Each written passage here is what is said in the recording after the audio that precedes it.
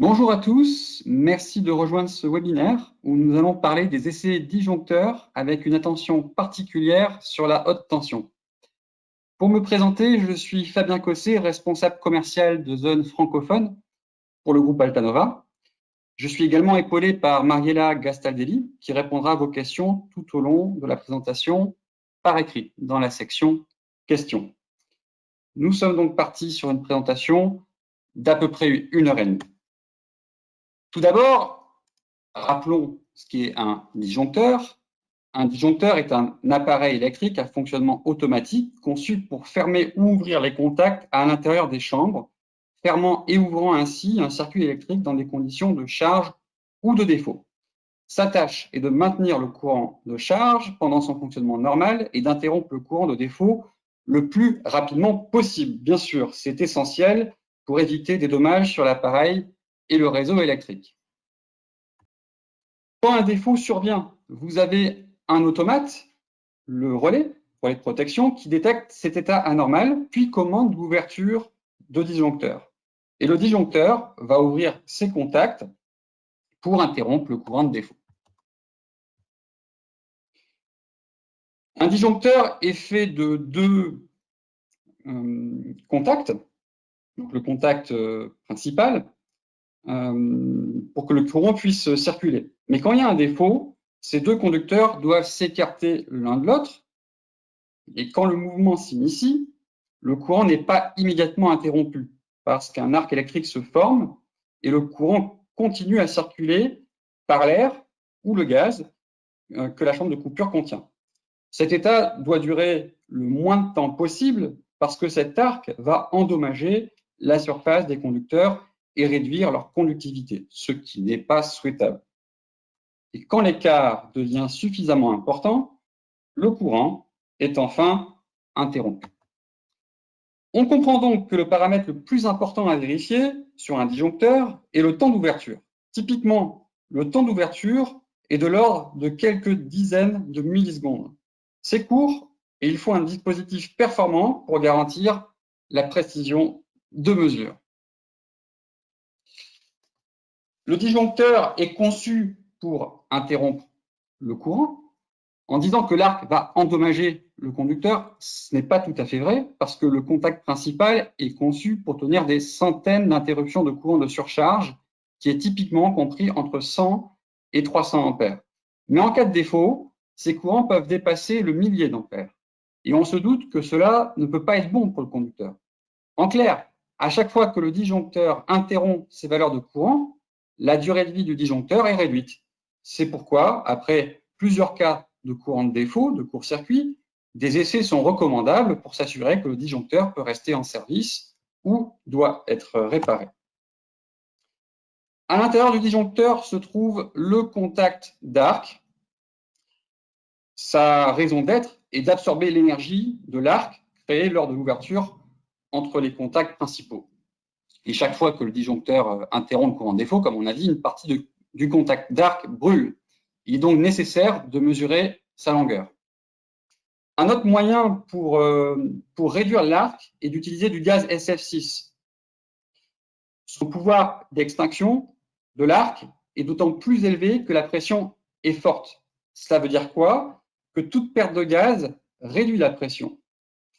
Et quand elle devient trop faible, le disjoncteur ne peut pas fonctionner normalement. Donc ça nécessite un re-remplissage. Donc là, on introduit par là le fait que ça peut être intéressant de faire des mesures de cette pression. Ici, vous voyez des exemples de disjoncteurs. Typiquement, vous avez une chambre, deux chambres, 4 chambres de coupure. Plus la tension sera élevée et plus on retrouvera un nombre croissant de chambres de coupure. Pourquoi? Parce que plus la tension sera élevée et plus la distance devra être élevée pour contenir l'arc. Le fait de mettre plusieurs chambres permet d'augmenter cette distance. Généralement, on commence à en voir 2 pour des tensions de 230 kV ou plus. Le courant peut être dangereux, mais pas seulement. Des tensions supplémentaires peuvent venir de la ligne. Une solution est de rajouter des condensateurs de répartition en parallèle des contacts principaux. Ils assurent une répartition équilibrée de la tension des différentes chambres de coupure pendant une manœuvre. Vous avez également un autre dispositif qui est la résistance de préinsertion. Peut-être que beaucoup d'entre vous sur votre parc n'avaient pas ce type de résistance. C'est vrai que ça se rencontre sur des designs plutôt anciens. Donc ces résistances, elles sont aussi là pour éviter que des tensions supplémentaires n'apparaissent pendant une manœuvre. Et ces tensions transitoires ont des pics de tension dont la valeur peut aller au-delà de la tension assignée. Donc d'où les tensions transitoires proviennent-elles? Elles proviennent de la ligne. Une ligne de transmission peut être modélisée comme une combinaison de composants résistifs et réactifs. Donc là, vous voyez ici qu'on a effectivement un pic de tension qui est créé, mais qui ne va pas durer dans le temps. Donc de nos jours, la conception de disjoncteurs s'est améliorée, ne rendant plus nécessaires les capacités de répartition et les résistances de préinsertion. Si on en vient aux disjoncteurs de moyenne tension, les concepts en soi restent les mêmes. Ce qui est différent, c'est bien sûr la tension qui les rend plus petits et plus compacts. On en vient à cette diapositive intéressante qui est la chaîne des opérations, parce qu'on va pouvoir comprendre au travers de cette chaîne d'opérations ce qui est important comme organe à surveiller, ce qui peut nécessiter un entretien et une attention particulière. En premier lieu, vous avez besoin d'une commande. C'est une bobine qui va restituer l'énergie nécessaire à actionner un ressort. Ici, on montre un ressort, mais ça peut être un mécanisme pneumatique ou hydraulique. Le concept restera le même. Si on met un ressort, c'est que c'est plus visuel, plus intuitif pour comprendre qu'il emmagasine de l'énergie. Puis il la restitue sur commande de la bobine. Et quand cette bobine est sous tension, le ressort se détend et transfère l'énergie sur un mécanisme et des leviers qui, eux-mêmes, par leur action mécanique, transfèrent le mouvement aux contacts principaux. Et ces contacts principaux vont pouvoir manœuvrer, ouvrir et se fermer. Ce n'est pas tout.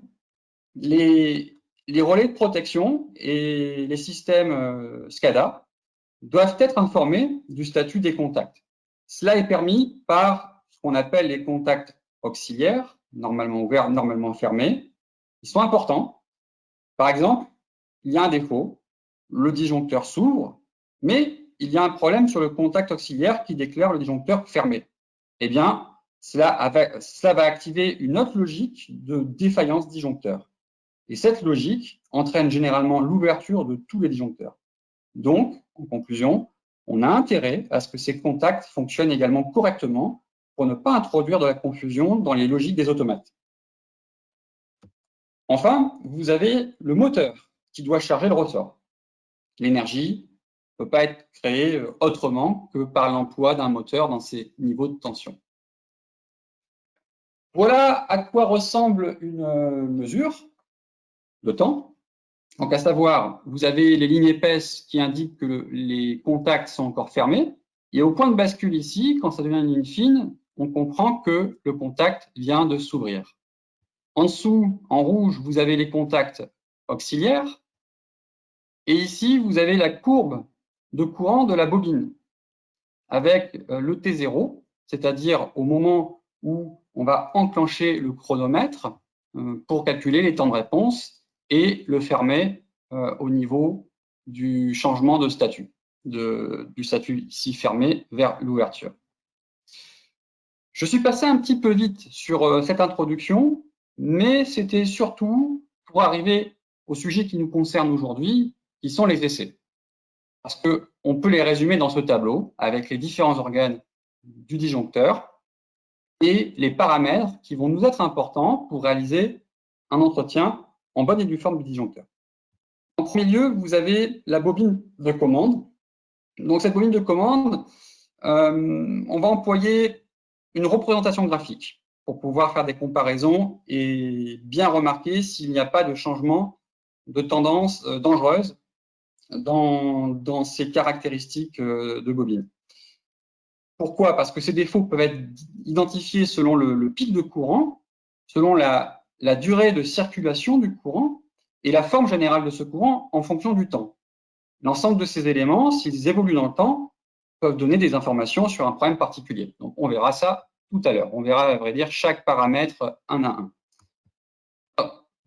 Le contact principal disjoncteur, vous avez bien sûr les temps d'ouverture et de fermeture, qui sont évidemment critiques. La résistance de contact, aussi important pour s'assurer de l'état des contacts principaux.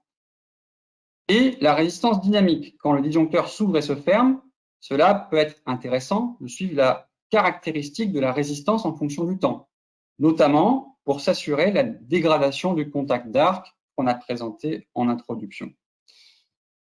Les contacts auxiliaires, pour reconnaître les temps de commutation, s'ils sont bien conformes.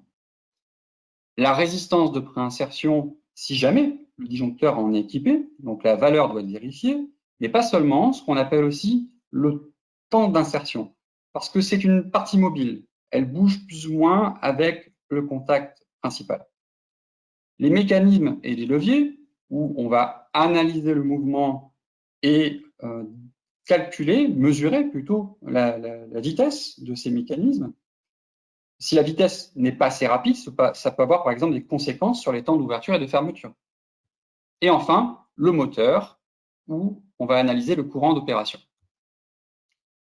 Tous ces tests sont réalisables avec des contrôleurs de disjoncteurs uniques, donc vous n'avez pas besoin d'utiliser d'autres modules que cet appareil en question.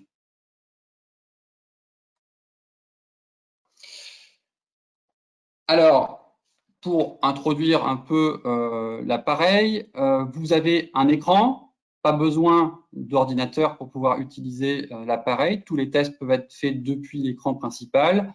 Une imprimante également peut être ajoutée à l'avant. Sur la face latérale de l'appareil, vous avez les entrées temps pour les contacts principaux et auxiliaires jusqu'à 24, c'est-à-dire jusqu'à 8 chambres de coupure.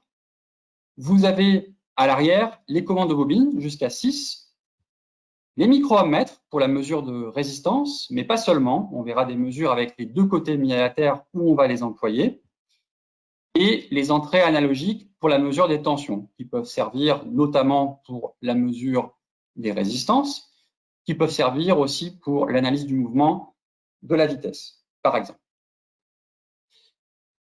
Arrivé à ce stade, je vous propose un premier sondage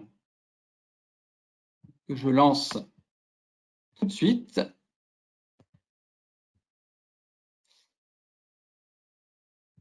Donc la question, c'est pour combien d'interruptions le contact principal est-il conçu? Des centaines en surcharge et court-circuit, des centaines en surcharge et peu en court-circuit, peu en surcharge et en court-circuit. Alors, on s'entend. Surcharge, ça signifie une élévation de l'intensité de 1 à 10 IN. On parlait de 100 à 300 ampères tout à l'heure. Alors qu'en court-circuit, là, on va aller au-delà des milliers, ça peut être plusieurs milliers d'ampères.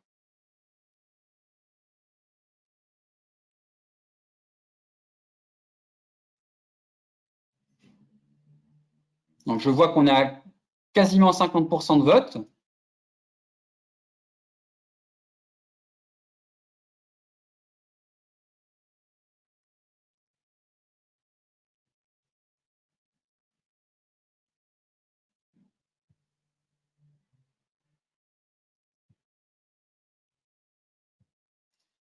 On a 80% de vote. Je vais le fermer. Comme ça, vous pouvez voir le sondage. Donc, c'est disputé entre les deux premières réponses. C'est vrai qu'on aurait tendance à dire la deuxième réponse parce que des courts-circuits, potentiellement, peuvent endommager votre disjoncteur. Donc, autant que possible, on va limiter le nombre de défauts sur les disjoncteurs. Vous aurez toujours des disjoncteurs qui pourront en supporter des centaines, mais en soi, c'est pour les surcharges que les disjoncteurs sont dimensionnés pour en supporter des centaines, et peu pour les courts-circuits.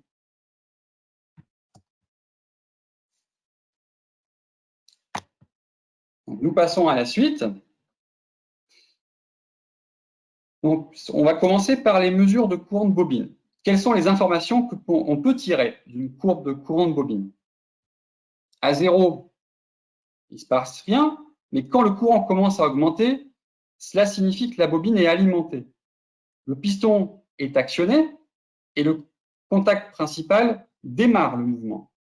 Après quelques millisecondes à peine, le piston bute sur la butée. On peut voir cette faible chute de courant ici. Le mécanisme demande plus de force. Le contact principal continue son mouvement jusqu'à atteindre un plateau. Puis le courant commence à diminuer parce que le mouvement est terminé et la bobine n'étant plus alimentée, le courant diminue jusqu'à 0. Le pic de courant, finalement, c'est un plateau. Il dépend de la tension d'alimentation du circuit auxiliaire et de la résistance de la bobine. Si la résistance de la bobine augmente, le pic diminue. Et s'il devient trop faible, la bobine de commande est défectueuse et doit être remplacée. Parce que si le courant n'est pas assez fort, ce ne sera peut-être pas suffisant pour ouvrir les contacts principaux. Cette courbe est aussi intéressante quand on compare plusieurs mesures espacées dans le temps. Si vous voyez cela, c'est-à-dire cette différence, c'est qu'il y a un défaut, soit au niveau du piston, soit au niveau de la butée. Donc, ça va être toujours des mesures comparatives. En termes de connexion, dans un disjoncteur, vous avez des bobines pour la fermeture et d'autres pour l'ouverture. Généralement, une ouverture, une fermeture quand il s'agit de disjoncteurs moyenne tension. 3 pour l'ouverture et une pour la fermeture quand il s'agit de disjoncteurs très haute tension, HTB. Et parfois, ça peut arriver 3 ouvertures, 3 fermetures. Donc, l'instrument permet cela. Vous avez jusqu'à 6 contacts sur l'instrument. Dans notre cas ici, on a pris l'exemple de 3 bobines d'ouverture et une bobine de fermeture. Donc, qu'est-ce qu'on fait? Vous avez la tension d'alimentation auxiliaire raccordée à un contact, donc c'est un contact sec, et de l'autre raccordé à chaque bobine. Donc, en cas d'ouverture, eh bien, on commande depuis l'instrument votre ouverture et les 3 premiers contacts que vous voyez ici vont se fermer. De cette manière-là, on va pouvoir lancer un chronomètre au même moment. Donc, ça va nous permettre de mesurer précisément les temps d'ouverture et de fermeture. C'est ce qu'on va voir juste après. Donc, pour ces temps d'ouverture et de fermeture, la façon classique de savoir si un contact est ouvert ou fermé est de mesurer la résistance. Si le contact est fermé, la résistance doit être très faible. Et si le contact est ouvert, cette résistance confine vers l'infini. Donc, vous voyez, c'est binaire. Valeur finie, proche de 0, fermé, valeur infinie, ouvert. Et de cette manière-là, on peut discriminer l'état d'ouverture de la fermeture. Étant donné qu'on utilise des appareils électroniques, on doit leur donner un seuil à partir duquel on considère que l'état est ouvert ou fermé. Par exemple, un seuil à 10 ohms permet de discriminer facilement l'état ouvert de fermé. C'est ce qu'on emploie typiquement sur nos appareils, parce que les valeurs de résistance ne sont de quelques microohms, dizaines de microohms, centaines parfois, quand le disjoncteur est fermé. Donc, quelle est la connexion pour mesurer les temps? En premier lieu, les bobines de commande, comme on l'a vu tout à l'heure. En deuxième lieu, on se raccorde au pôle. Vous avez 2 fils quand il s'agit d'une chambre de coupure par phase, et vous avez 3 fils quand il s'agit de 2 chambres de coupure par phase. Vous aurez 4 chambres, et bien c'est très simple. Ça sera le copier-coller de 2 chambres de coupure par phase sur les 3 fiches que vous voyez là. Donc vous voyez, on peut aller jusqu'à 8 de cette manière-là. Quelques photos d'illustration. On peut utiliser ici une échelle, parfois une nacelle, mais aussi il est possible d'utiliser des perches comme certains gestionnaires le font déjà. On zoome ici sur l'appareil et vous voyez qu'il y a des voyants qui s'affichent. Rouge signifiera que le contact est fermé et vert signifie que le contact est ouvert. Là, vous avez deux exemples typiques de résultats. Donc, à savoir, l'appareil mesure automatiquement ses temps, le temps de fermeture, temps d'ouverture, les écarts entre chaque chambre, le temps maximal, les rebonds. Donc, tout ceci vous sera donné sur le tableau récapitulatif des mesures. On a parlé de tests d'ouverture ou de fermeture, mais parfois il est nécessaire de faire une séquence du type ouverture, fermeture, ouverture. Un exemple, tout est normal, puis subitement, la foudre frappe un pylône. Un défaut apparaît, le courant devient très élevé, le relais va le détecter et demander une ouverture. Mais ce défaut va disparaître après seulement quelques millisecondes. Donc, le disjoncteur va pouvoir se refermer aussitôt pour ne pas interrompre la ligne. Vous avez aussi le cas inverse, un défaut qui apparaît et qui ne disparaît pas. Le cas classique est celui d'un arbre mal élagué ou déraciné. Le défaut est permanent et le disjoncteur doit rester ouvert. Voici la notation standard pour exprimer les cycles de réenclenchement. Donc vous avez ici O qui désigne la commande d'ouverture, petit t qui est le temps d'attente avant de réenclencher, et C la commande de fermeture. Un défaut apparaît, le disjoncteur s'ouvre. On va attendre le temps notifié, puis il y a une tentative de refermeture. Si le défaut a disparu, le disjoncteur reste fermé, comme dans le cas de la foudre, et si le disjoncteur est toujours présent, comme dans le cas de l'arbre mal élagué, le disjoncteur s'ouvre à nouveau. La séquence de réenclenchement rapide et d'enclenchement sur défaut est la plus critique, parce que les ressorts doivent libérer toute leur énergie en un temps très court.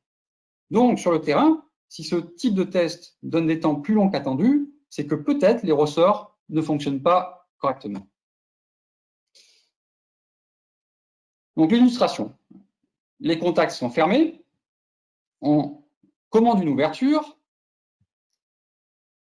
C'est ouvert. Puis, vous avez le temps de 0,3 secondes. On retente une fermeture. Et puis, l'ouverture qui succède derrière.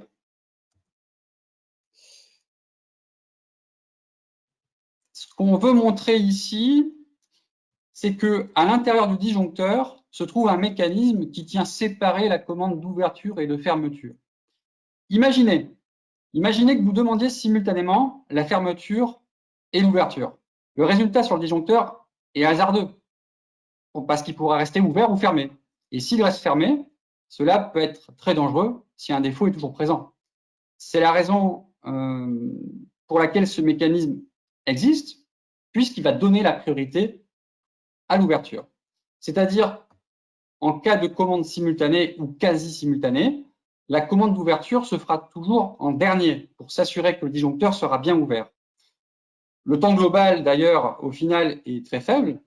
On a sur toute opération 77 millisecondes et on peut se représenter l'énergie colossale qui est nécessaire pour faire bouger les mécanismes de disjoncteur de très haute tension en un laps de temps aussi court. Pour faire un test sur l'appareil, c'est direct. Vous sélectionnez sur la face avant le test considéré, fermeture, ouverture, fermeture, ouverture, ouverture, fermeture, voir aussi les résistances, résistance statique, S, ou résistance dynamique à la fermeture et à l'ouverture. On les verra justement juste après. L'occasion de vous lancer une deuxième question. Donc, qu'est-ce qu'on mesure directement pour comprendre les temps d'ouverture et de fermeture? Ce qui est important ici dans cette question, c'est le terme de directement. Parce que bien sûr, on peut y répondre de différentes manières si le terme directement n'était pas inclus dans la question. Je vous laisse un peu de temps pour répondre.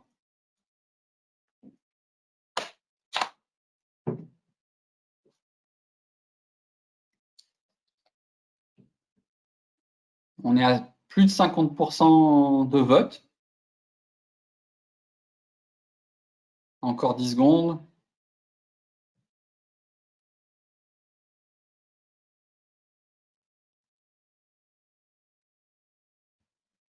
et je vais fermer pour afficher les résultats.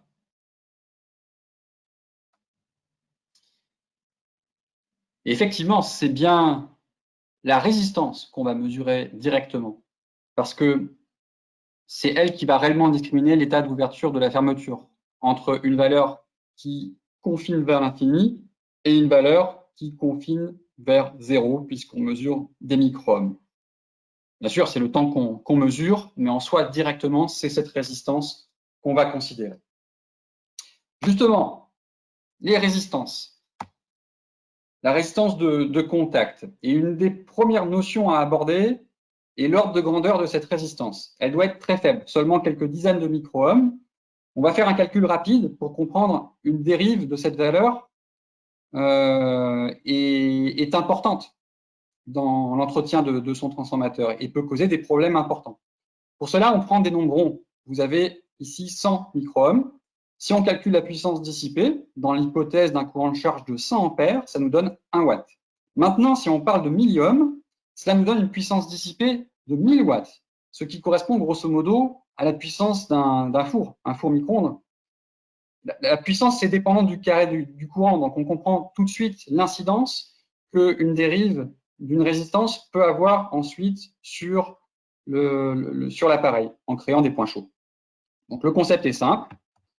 Plus la résistance sera élevée, plus le temps sera bref pour atteindre une température élevée. À première vue, mesurer une résistance, ça semble facile. On prend deux fils, un multimètre, et puis on obtient la valeur sur l'écran. Eh bien non, ça ne marche pas comme ça. Donc on vous l'explique ici justement pourquoi. Ici, vous avez la représentation en jaune du multimètre avec les fiches de sortie, les fils et notre résistance qu'on vient mesurer. Le multimètre applique un courant très faible, mesure la tension et en déduit la résistance par la loi d'Ohm. Mais on mesure non seulement la résistance de l'objet, mais aussi celle des deux fils. Donc cette méthode n'est pas recommandable pour mesurer de faibles valeurs. Donc si la méthode des deux fils ne marche pas, eh bien passons à la méthode des quatre fils. La méthode dite des quatre fils.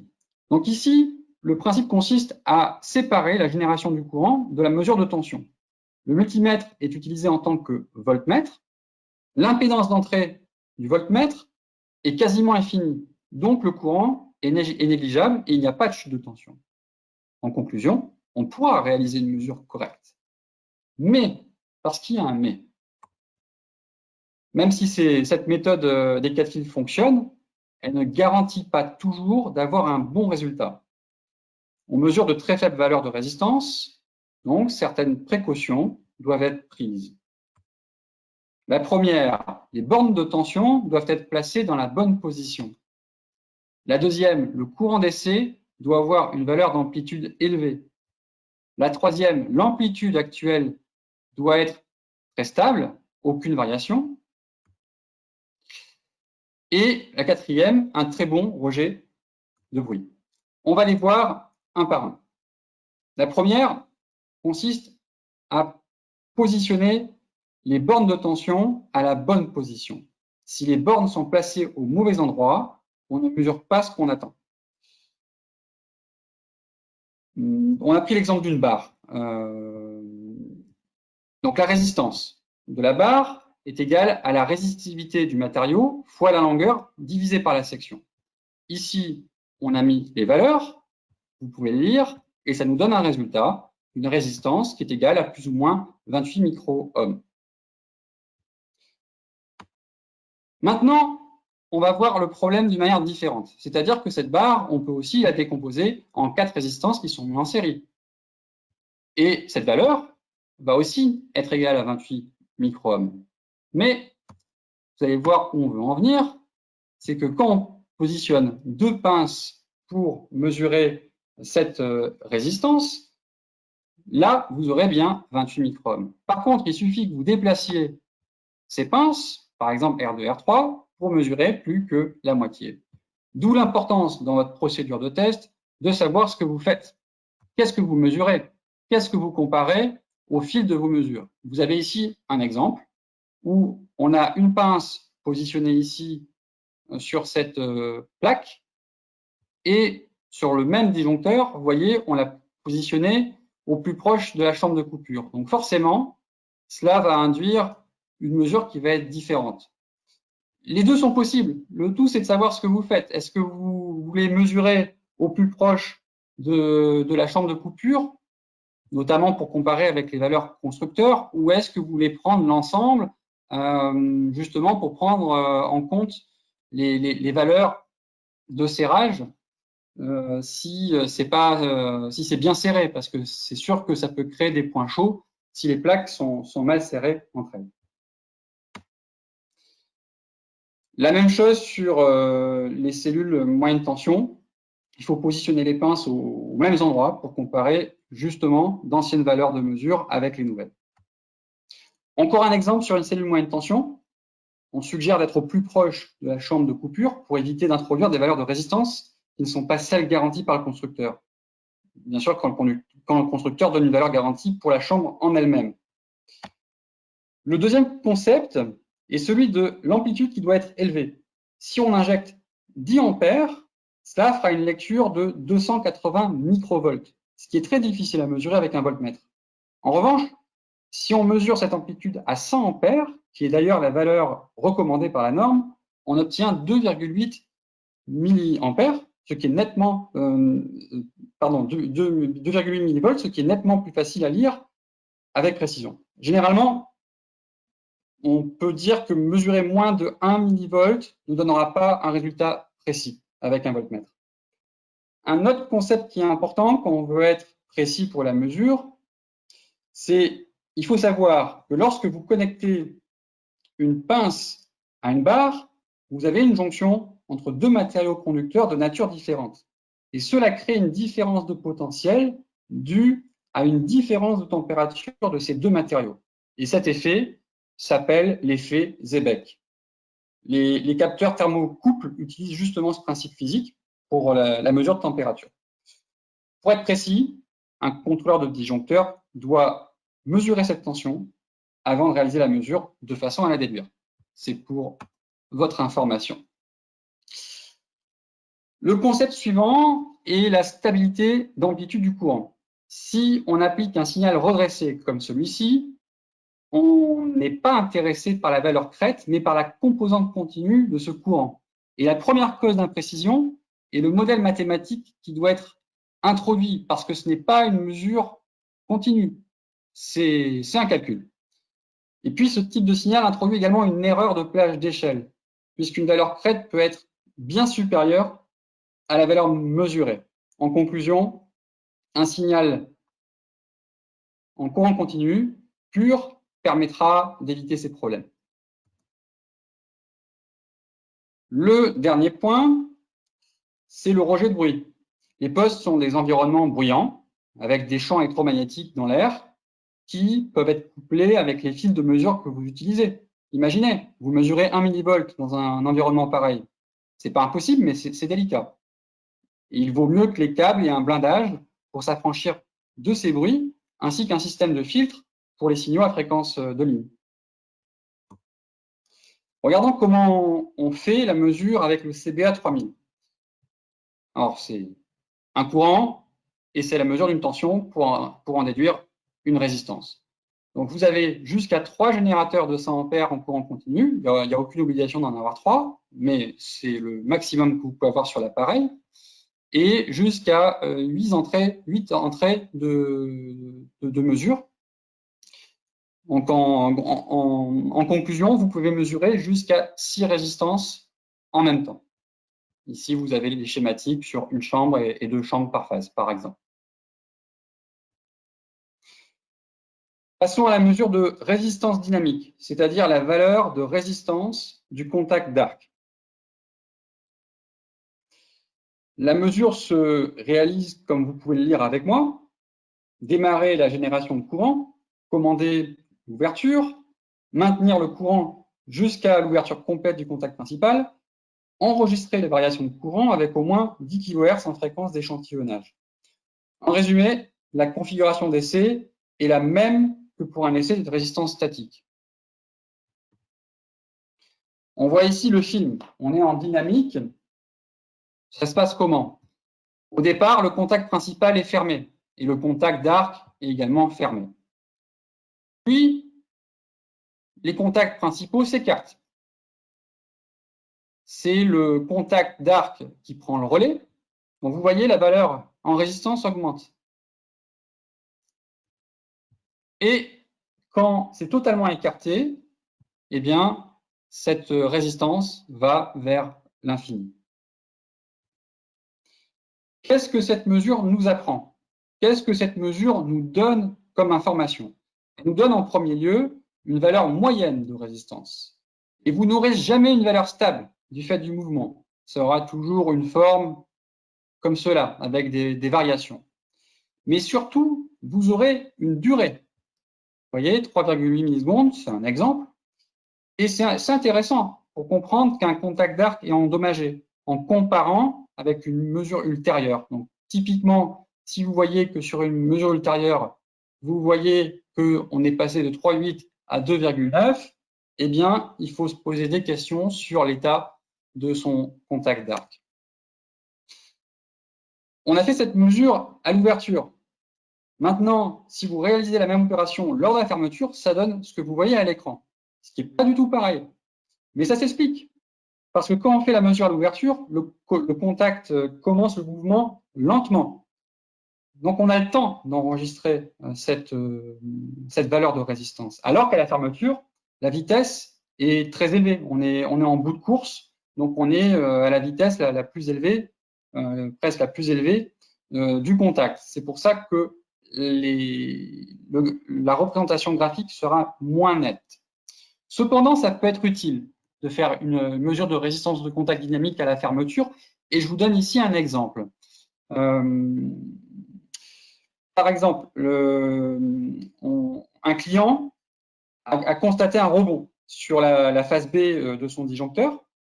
Ça peut être dû parfois à une pince mal serrée et le contact est momentanément perdu. Mais pour en avoir le cœur net, ce client a fait cette fois une mesure de résistance dynamique à la fermeture, que vous voyez ici, et qui lui a confirmé qu'effectivement, il y avait bien un problème, parce que regardez, vous avez un premier pic, donc là, c'est la mesure de la résistance qui diminue, et ici, vous avez un deuxième pic, donc qui montre bien que on a un problème avec cette résistance. Ce test a été fait avec un CBA 1000, c'est un appareil de plus ancienne génération, mais qui peut également faire ce type de test. On va s'intéresser maintenant au mouvement des mécanismes et des leviers. En premier lieu, vous avez besoin d'un transducteur de mouvement. Et vous avez deux types. Vous avez des transducteurs linéaires, qui conviennent à des bras mécaniques du disjoncteur, et vous avez des transducteurs rotatifs. Si on connecte à un axe tournant, on utilisera ce type de transducteur. Ça dépendra du type de disjoncteur que vous avez. Les transducteurs analogiques sont des résistances variables. Le principe est simple. On mesure une tension qui est fonction de la distance parcourue. Et ce transducteur traduit la distance parcourue en mesurant une tension. C'est une règle de 3. On doit ensuite renseigner quelques paramètres dans le CBA 3000. C'est ce que vous voyez sur la colonne de droite. C'est assez simple. Alors, quand on n'est pas familier, il y a beaucoup de texte, mais suivez juste ce que je vais dire sur la colonne de droite, à savoir, on doit donner les paramètres du transducteur, donc une tension et une course totale. Puis, vous devez indiquer les paramètres attendus. Donc, on ne les connaît pas forcément. Ce sont les paramètres fabricants. Si vous ne les connaissez pas, vous pouvez faire un premier essai et ensuite les renseigner sur ce que vous avez mesuré. Et enfin, vous avez la course totale mesurée. Donc, pour le transducteur, et grâce à ce quotient entre deux, à ce rapport, vous aurez la course réelle de votre chambre, de votre mécanisme. Donc ici, vous avez la courbe qui est détaillée en fonction du temps. Ça nous permet maintenant d'introduire une deuxième notion, qui est celle de la vitesse. Et cette vitesse, elle doit être définie entre deux points. Alors ces points, vous voyez, on Bon, c'est une interpolation linéaire, hein, qu'on va faire pour calculer la vitesse. C'est exactement ce qu'on a mis en illustration pour les radars. Quand vous êtes contrôlé sur la route, votre véhicule, il se passe exactement la même chose. On va prendre 2 points et faire une interpolation linéaire pour connaître la vitesse de votre véhicule. Ici, c'est ce qu'on fait. Mais toute la difficulté consiste à la procédure, parce que ça peut vite dériver. Si chacun fait comme il l'entend, les vitesses ne vont pas être comparables parce qu'on ne va pas mettre les points au même niveau de la courbe. Donc pour cela, il faut une méthodologie si jamais vous voulez instaurer ce type de procédure dans votre entretien de disjoncteur sur vos parcs. Pour cela, il y a deux méthodologies principales, une en fonction du temps, de décalage de temps, et une de décalage de distance. La première méthode est de placer le point A au moment du changement d'état. Ça permet de définir clairement le point de départ sans ambiguïté et de fixer un temps de décalage pour placer le point B. De cette manière, la méthode est claire et applicable à tout disjoncteur. La deuxième méthode, c'est la même chose pour le point A. On le place au moment du changement d'état. Par contre, ce qui change, c'est la position du point B. Le point B, on va définir une distance à laquelle ce point sera placé. Grosso modo, cette méthodologie est plus usitée que celle des temps, même si les deux peuvent se retrouver. Voilà le graphique qu'on obtient. Le test a été fait en parallèle avec une mesure de résistance dynamique que vous voyez en bas. Et la courbe de mouvement s'affiche au milieu. Donc, vous avez les 2 points qui servent à définir la vitesse.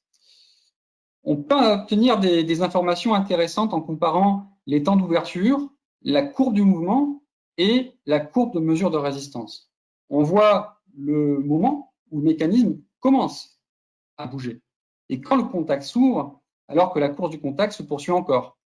Donc, ça vous permet de faire des comparaisons que vous n'aurez pas ce niveau de détail en faisant simplement une mesure de temps. Donc, ça permet de suivre certaines tendances qui ne seraient pas suspectées si vous faisiez uniquement des mesures des temps. On peut aussi connaître la course totale du mécanisme. On voit ici l'accélération, la surcourse, et ensuite une oscillation qui va tendre progressivement vers une valeur constante. Forcément, le mécanisme finit par s'arrêter. En faisant chevaucher vos courbes au fil de vos mesures, eh bien, typiquement, vous pouvez constater des variations. Par exemple, une surcourse trop prononcée ou des oscillations qui sont plus nettes. Donc, ça signifie que votre mécanisme ne fonctionne plus comme il devrait. Et il y a certainement quelque chose à inspecter de plus près. On termine par l'installation réelle. Vous voyez par exemple ici l'installation d'un transducteur rotatif qu'on a mis donc sur ce mécanisme. Il y a un point qui est important, c'est la fixation des transducteurs sur site. Ça doit être fait correctement parce que vous pouvez introduire des vibrations qui vont ensuite biaiser la mesure. Donc, il faut que ça soit correctement fixé sur la partie mécanique. Alors justement, on parle de transducteurs. Donc, c'est le moment de vous lancer une question concernant les transducteurs. À savoir, pourquoi faut-il définir 2 points quand les transducteurs sont utilisés? La première réponse, c'est pour connaître la vitesse entre ces 2 points. La deuxième, pour mieux définir la courbe. Et enfin, pour se distinguer des autres tests.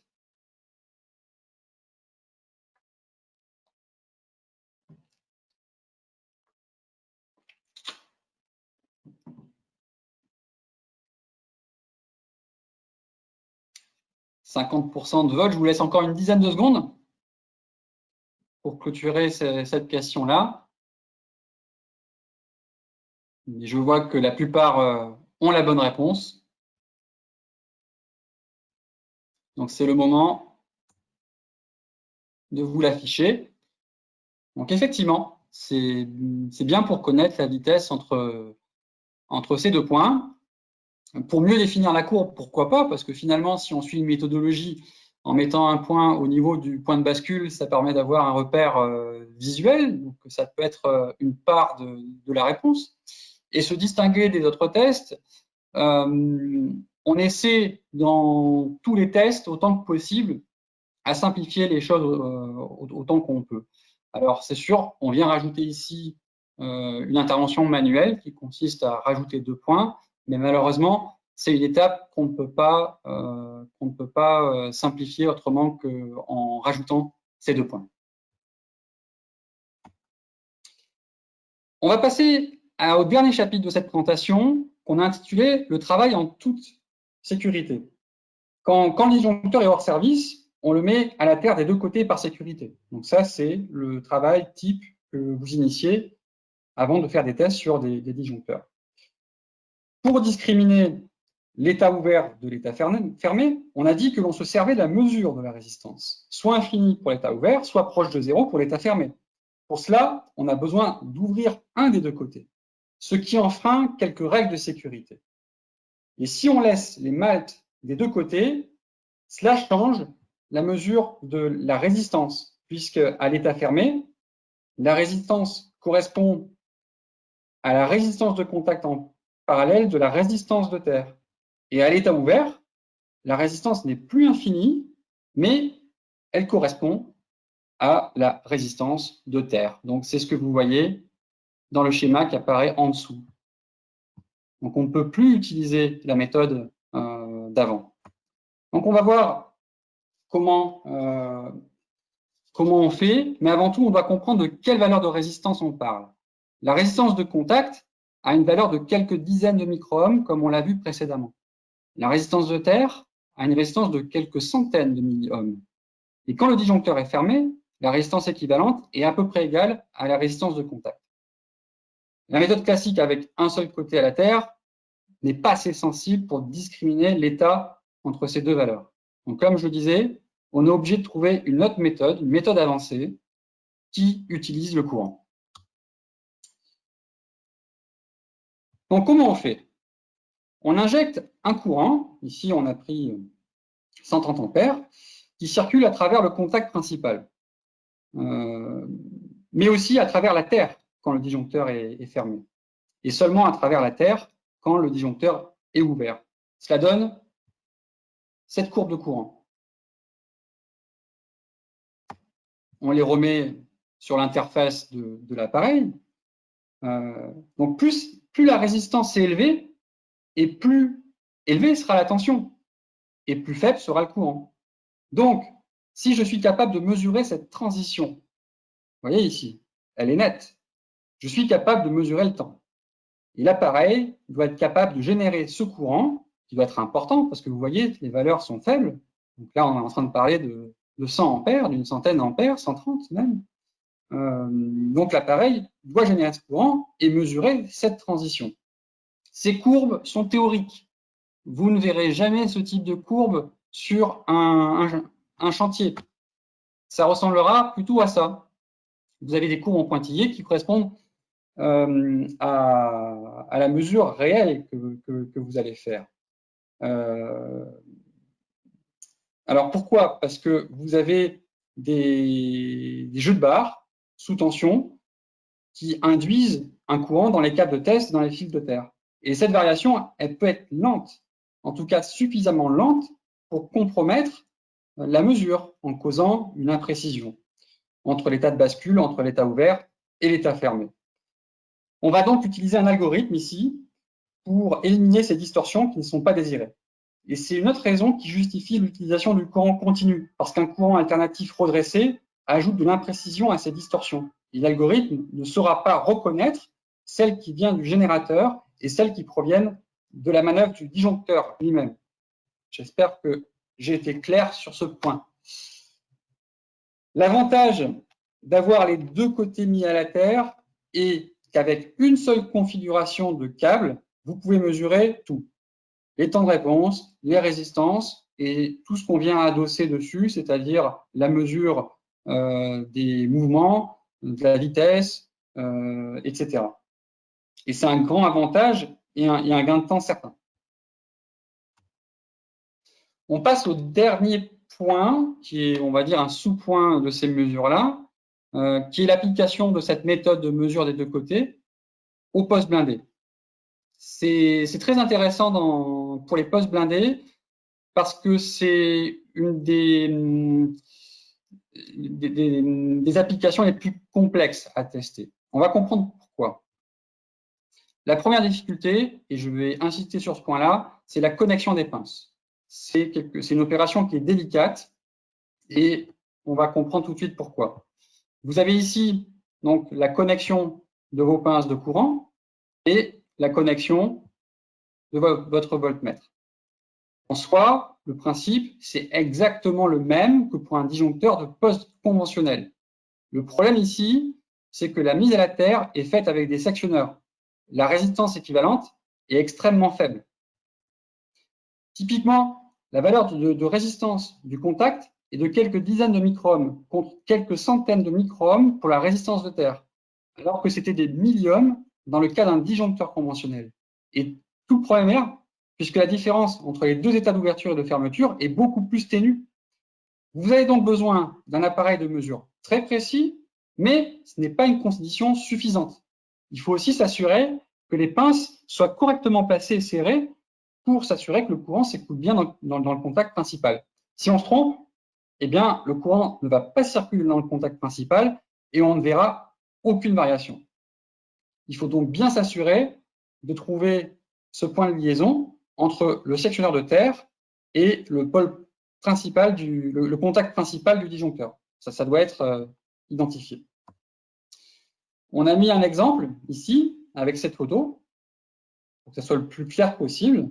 On a utilisé une pince standard positionnée exactement à cette jonction entre le sectionneur de terre et le contact principal. La surface de contact n'est pas parfaite et elle n'est pas très large, comme dans la plupart des postes blindés. De plus, quand vous manœuvrez le disjoncteur, voilà ce qui peut se passer. Des rebonds, parce que les vibrations peuvent créer des déconnexions très rapides. Donc le contrôleur va interpréter ça comme étant des rebonds. Donc pour éviter ces phénomènes, il faut utiliser ce type de pince. Donc c'est des pinces qu'on va pouvoir serrer pour éviter ces rebonds. En conclusion, les postes blindés sont une application plus délicate à tester. Le plus délicat étant de trouver le bon emplacement où positionner les pinces. Si vous trouvez cette position et que vous y fixez la pince adéquate, les chances d'obtenir un bon résultat deviennent très élevées. On termine sur l'appareil. Donc sur la face latérale, vous avez toutes les entrées de mesure de temps, contacts principaux, contacts auxiliaires. Vous avez 3 cartes. De base, vous en avez une. En option, vous en avez 2 autres. On peut monter jusqu'à 8 chambres. Si jamais vous avez besoin de faire des mesures de la résistance de préinsertion ainsi que les mesures de transducteurs, vous avez besoin d'une carte spécifique pour ça. À l'arrière, vous avez 3 cartes pour les bobines. Donc de base, vous avez 2 contacts. On peut en rajouter une deuxième pour faire 4, voire même une troisième pour en faire 6. Les entrées analogiques, de base, vous avez tout est équipé. Vous en avez 8, soit en fiche banane, soit en multipolaire. C'est l'un ou l'autre qu'on peut utiliser au moment de la mesure. Ça dépend de votre application. On peut mesurer des tensions génériques. On peut mesurer les tensions nécessaires pour la mesure des résistances. On peut y connecter les transducteurs de mouvement analogiques et digitaux pour l'analyse de mouvement de disjoncteurs. On peut y connecter les pinces ampères-métriques pour voir directement le courant moteur. Donc là, quand vous connectez ce type de pince automatiquement dans votre rapport de mesure, vous aurez le graphe qui va s'afficher. Et de la même façon pour les transducteurs de pression. C'est vrai qu'on n'a pas parlé des deux, parce que les deux, c'est vraiment du direct. On branche, on a le résultat. Les générateurs de courant continu, donc vous en avez 3. Vous pouvez en demander aucun. Configuration 0, configuration 1 seul, ou configuration 3, sachant que 3 est obligatoire si vous voulez faire des tests avec les deux côtés mis à la terre. Quel est l'ordre des tests? Eh bien, tout ça est très logique. En premier, vous devez paramétrer l'instrument par rapport au disjoncteur à tester. En deuxième lieu, vous devez savoir quel test lancer. Et en troisième lieu, eh bien, c'est vous lisez vos résultats. On commence par la configuration. Quand vous allumez l'appareil, à l'écran, vous avez ces trois icônes. Donc, vous cliquez sur l'icône paramètres instrument. Et ici, vous complétez rapidement ce que vous mesurez. Donc, mode de test standard, ça veut dire ça veut dire un côté mis à la terre. Vous pouvez aussi sélectionner deux côtés mis à la terre disjoncteur conventionnel ou deux côtés mis à la terre disjoncteur GIS, post blindé. Le nombre de chambres, 1, 2, 4. Le nombre de bobines, bobine d'ouverture, bobine de fermeture, le nombre de micromètres en usage. Est-ce que vous mesurez également les contacts auxiliaires ou pas? Est-ce qu'il y a une résistance de préinsertion? Est-ce qu'il y a des transducteurs installés? Ou est-ce que vous faites également une mesure de la bobine à manque? J'en ai pas parlé non plus, on peut faire les tests de bobine à manque. Mais ça, c'est direct, c'est-à-dire qu'à partir du moment où vous mettez oui ici, automatiquement, adossé à vos tests de temps de réponse et adossé à vos tests de résistance, vous aurez les résultats pour ça. Une fois que vous avez fait ça, vous avez un bouton sur l'appareil, qui est un point d'interrogation, qui vous permet d'afficher à l'écran le schéma de câblage. Donc, vous n'avez pas besoin de faire une procédure adaptée à chaque fois pour tous les intervenants. Il suffit que l'intervenant décrive le disjoncteur qu'il doit tester, comme je l'ai montré juste ici, et bien automatiquement, il aura le schéma de câblage qui va s'afficher à l'écran. À partir de là, le test est direct. Surtout si vous faites des tests temps de réponse ou de résistance, le résultat sera direct. Vous pouvez les lancer individuellement. Également, ce qui est possible, là c'est vraiment pour aller plus loin, vous pouvez configurer l'appareil à votre guise. Donc là, c'est vraiment pour passer en mode expert, on va dire, sur l'appareil. Ça vous permet de dire et d'associer chaque entrée à un câble particulier. Bon, c'est pas souhaité parce que ça complexifie rapidement les choses, alors qu'avec la configuration prédéfinie ici, vous pouvez faire pratiquement tous les tests habituels. Ça, on va dire, ça va être vraiment du spécifique quand vous voulez sortir des sentiers battus. Vous avez également un mode de plan de test. Alors, ce mode de plan de test, il est intéressant quand vous utilisez les deux côtés mis à la terre, parce qu'en mode deux côtés mis à la terre, avec une seule configuration de câble, eh bien, vous pouvez tout faire. Ouverture, fermeture, test de résistance dynamique, test de résistance statique. Donc, vous mettez une ligne, c'est simplement vous sélectionnez dans un menu déroulant l'essai que vous voulez faire, et l'appareil les déroule les uns à la suite des autres. Et une fois que les tests sont terminés, les résultats s'affichent directement à l'écran. Vous avez le résultat graphique et d'un simple bouton, vous basculez sur le tableau des résultats.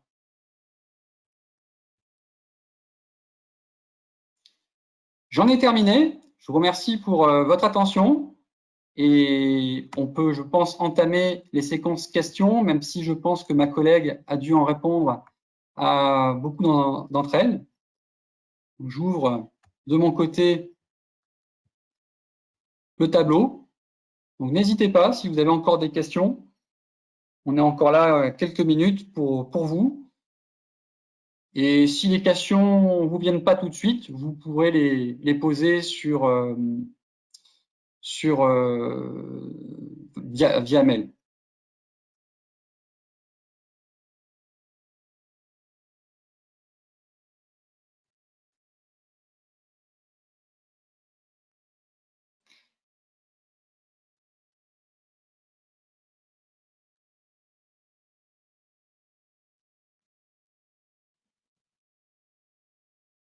Donc, je ne vois pas de questions particulières. Oui, alors, les diapositives, vous pouvez les télécharger. Vous avez une section ici. Je ne sais plus comment elle s'appelle.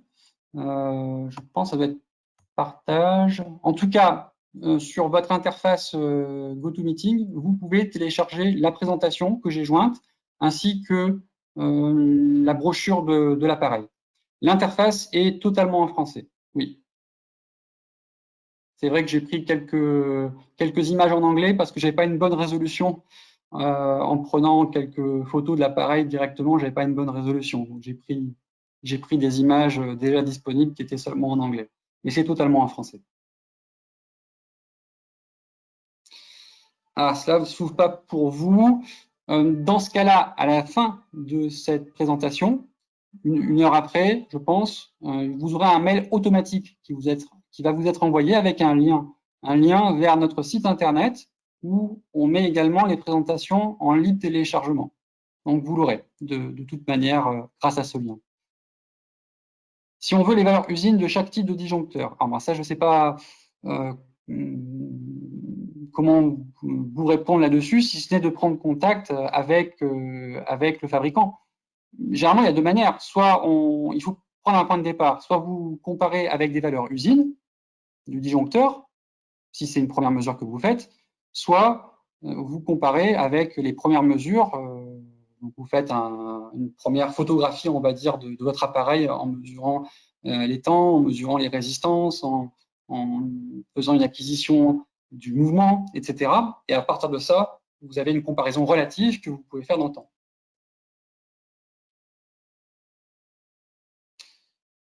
PDC. Est-ce que vous pouvez clarifier ce que c'est, le PDC?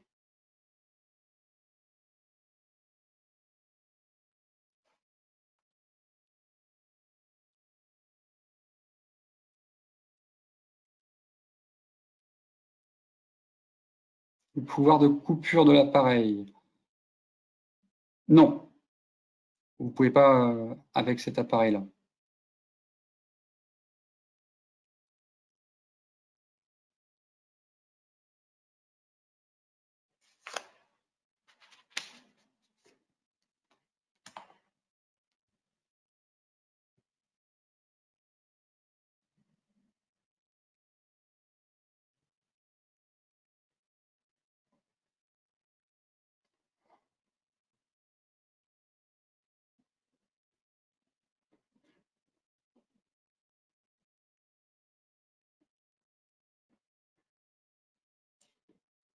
Alors, pour tout ce qui est question commerciale, n'hésitez pas à m'envoyer un mail, je pourrai vous répondre. Vous voyez qu'il y a quand même beaucoup d'options en fonction de ce que vous désirez. Donc, les prix peuvent fluctuer. Vous imaginez qu'entre aucun générateur de courant et 3 générateurs de courant, le prix peut augmenter de manière considérable. De même, si vous rajoutez des cartes, vous voyez, de base, il y a une seule entrée de carte de temps, on peut en avoir jusqu'à 3.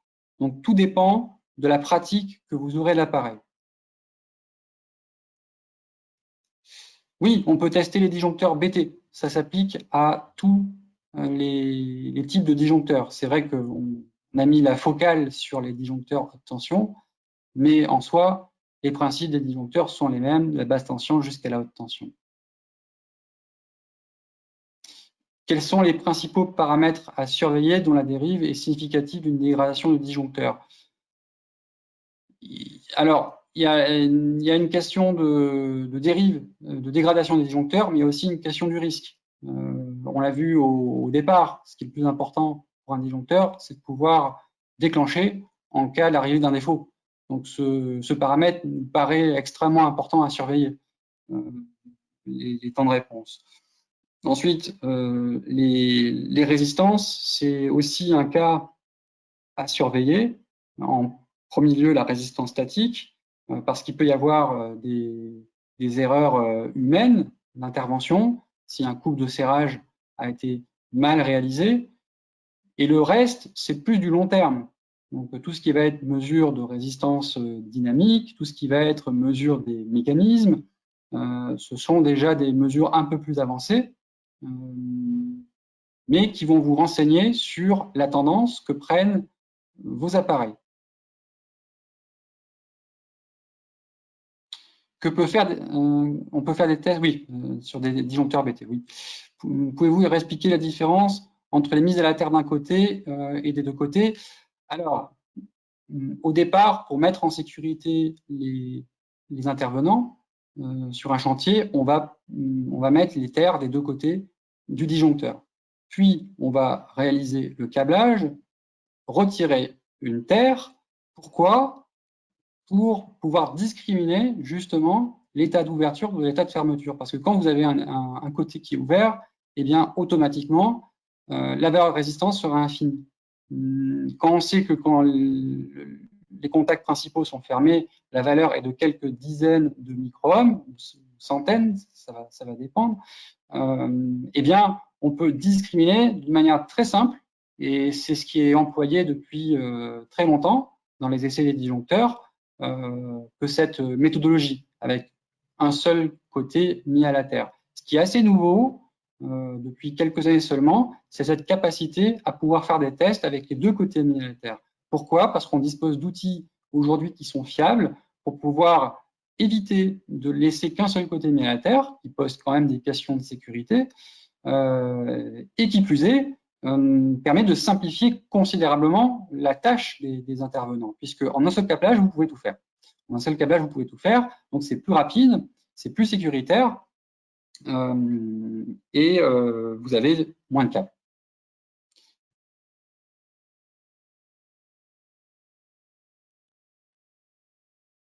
Alors, selon mon expérience, le problème que la pince ne s'attache pas aux bornes embrochables, il faut retester toujours, je parle de poste.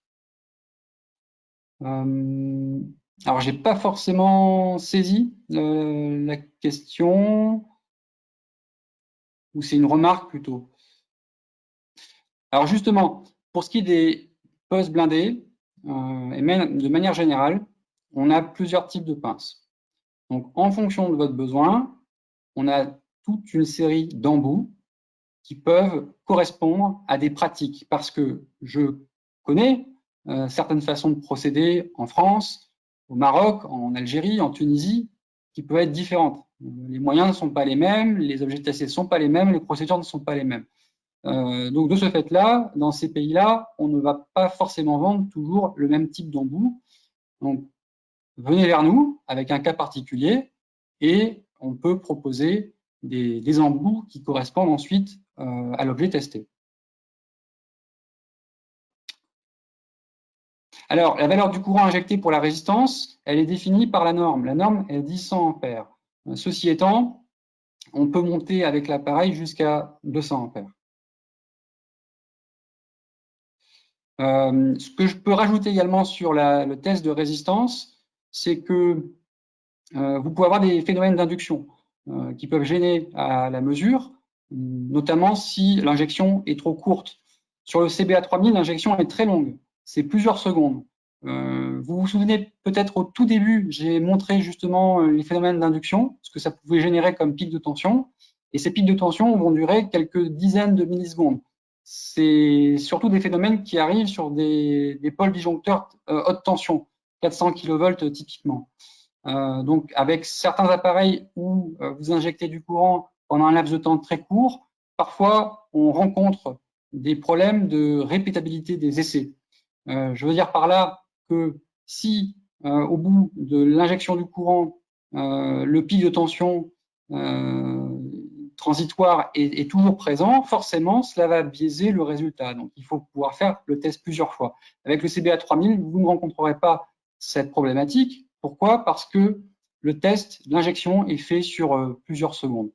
Donc, le critère du courant n'est pas le seul, c'est aussi une question de précision du voltmètre qui est compris dans l'appareil, et c'est aussi une question qui est corrélée au temps d'injection. Pour vous répondre encore une fois sur la valeur du courant, la norme dit 100 ampères. Est-ce qu'on peut utiliser cette valise pour la didactique pédagogie?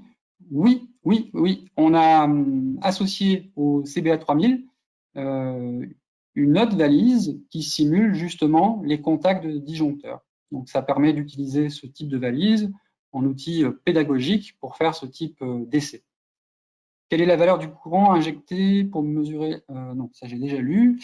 Est-ce qu'il y a des différences pour différentes commandes? Alors, je n'ai peut-être pas compris la la question. Est-ce qu'il y a des différences pour différentes commandes? Est-ce que vous pourriez spécifier la question, Monsieur Chabouni? J'ai pas forcément saisi cette question-là.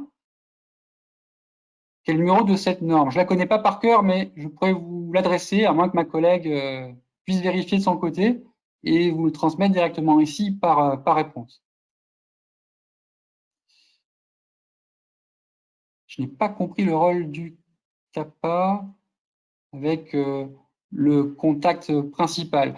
Oui, c'est sur d'anciens disjoncteurs. C'est pour mieux répartir la tension, donc le pouvoir de coupure du disjoncteur.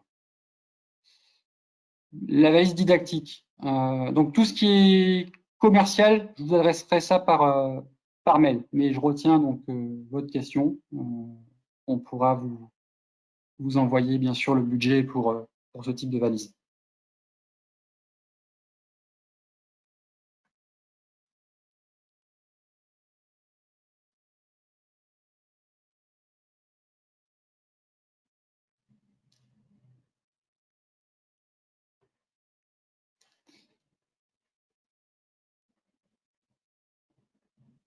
Eh bien, je ne sais pas l'heure qu'il est, je n'ai pas contrôlé, mais à mon avis, on a dû dépasser largement les. Non, quoique, on n'est pas encore à 1h30. Donc, je vais trop présumer de la longueur de cet exposé. Donc, si vous avez encore des questions, n'hésitez pas. Sinon, on va doucement clôturer cette présentation.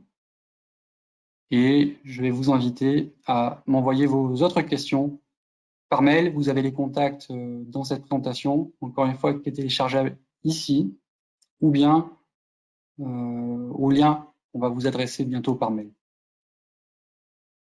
Merci à vous.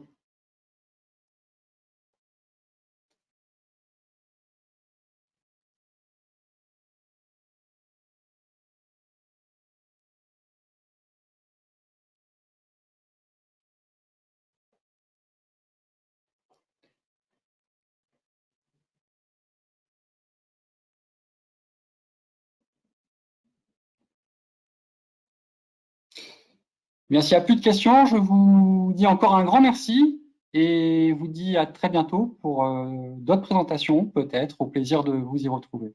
À bientôt.